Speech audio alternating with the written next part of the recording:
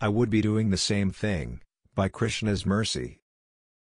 उत्सी देवरे में लोका न कुर्या कर्म चेदहम संकरस्य च कर्ता स्यामुपहन्यामिमाह प्रजाया. Quote, if I should cease to work, then all these worlds would be put to ruination. I would also be the cause of creating unwanted population, and I would thereby destroy the peace of all sentient beings. Lord Krishna, Bhagavad-gita, 3.24. Are you familiar with the concept of an adult spoiled child? I think that is rather self-explanatory. A child, meaning that we are talking in relation to parents. They are of adult age. And they are spoiled. What else is there to know? I should have been more specific. Have you come across such people? Do you know of any examples? I guess so, but the assessment is rather subjective.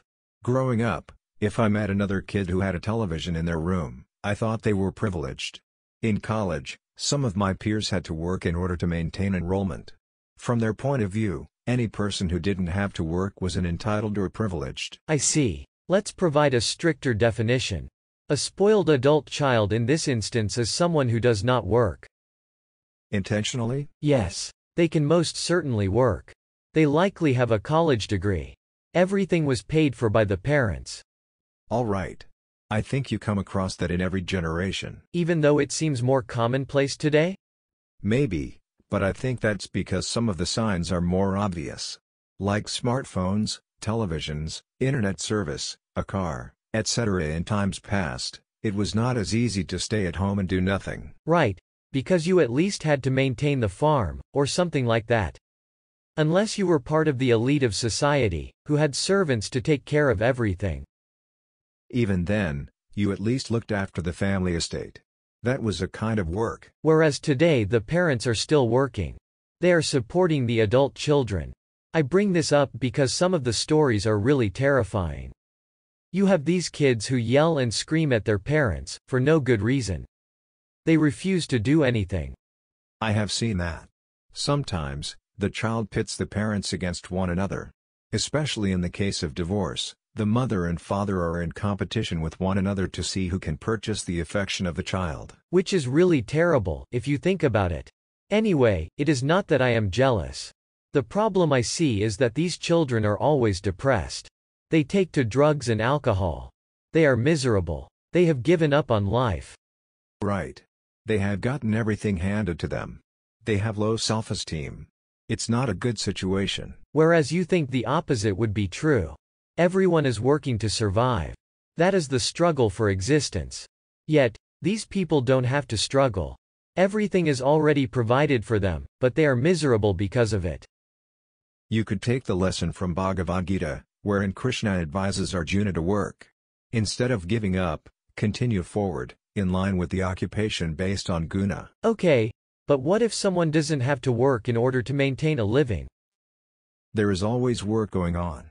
Just because the child has everything provided for them, it doesn't mean that someone else isn't working hard to provide. Right, but who cares what someone else has to do? If I am the spoiled child, it doesn't matter to me. You just said that such people are depressed. Which really makes you think. What are people working for? What is the objective of work? Are we taking on responsibilities just to avoid depression? What would someone do if they didn't need to provide? Those are great questions. That is the underlying assumption in the science of self-realization, that there is already someone providing for the many eternals. Quote, the Upanishadic verse runs as follows, Nityo Nityanam Chetanash Chetananam. The purport is that amongst all the living entities, both conditioned and deliberated, there is one supreme living personality, the Supreme Personality of Godhead, who maintains them and gives them all the facility of enjoyment according to different work. Srila Prabhupada, Bhagavad-gita, 15.17 purport. If the Chief Eternal is already providing, why do I need to work? Find the right kind of work.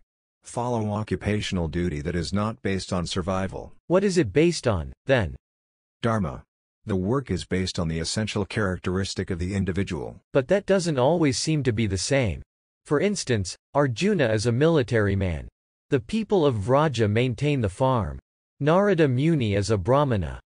The work is the same, in those cases. The work is in line with Dharma. There is a connection to the Supreme Personality of Godhead. In what way? Through sacrificing the results of the work? That is one way, but also in acting based on the inherent nature. The objective is to please God. That is pure devotion. If you were to ask such people what they would be doing if they had millions of dollars in the bank, they wouldn't have to think twice. What would they be doing? The exact same thing. Narada Muni travels the three worlds chanting the glories of Narayana. He does this without worrying about personal fortune or finding food to eat. Arjuna is brave on the battlefield as a Kshatriya. Nanda Maharaj takes care of the cows in Gokul. Everyone does their duty, and they are blissful throughout because they always think of the all-attractive one, Sri Krishna. In closing, even Krishna initiative to take, for work an example to make, such that others properly can see, path where happy to be, otherwise into depression set, and never peace of mind to get, saints working in such a way, that always the same to stay.